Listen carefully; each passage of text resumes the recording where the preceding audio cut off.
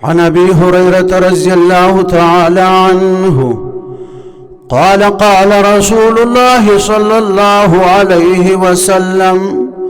من أعان على قتل مؤمن شطر كلمة لقي الله مكتوب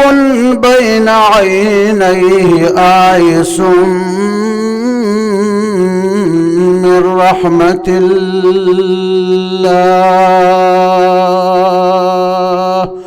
رواه ابن ماجہ.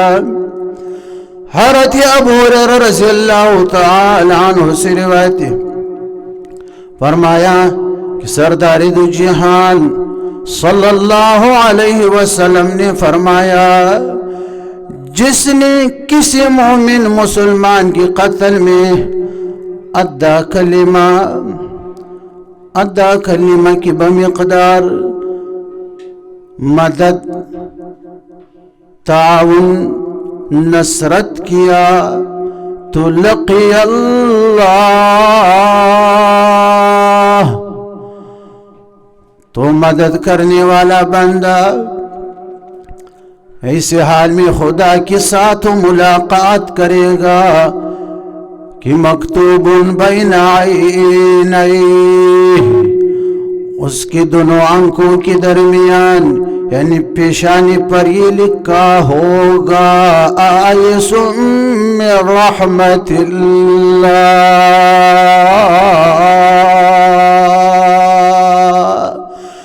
یہ بندہ خدا کی رحمت سے مایوس ہے، نا امید ہے، یعنی خدا کی رحمت اس پر نہیں ہوگا، اس لیے کہ اس نے مسلمان کے قتل میں ادی کلمے کی بمقدار اعانت کیا تھا. پورا کلمہ مثلا یہ ہے کہ اقتل معنی اس کو قتل کر، لیکن اقتل کی بجگہ اس نے صرف ادا لفظ، ادا کلمہ مجھ سے نکالا، قاتل سے کہا کہ اق تو اق سے قاتل سمجھ گیا کہ اس کا مطلب یہ کہ اس کو قتل کر. تو اتنی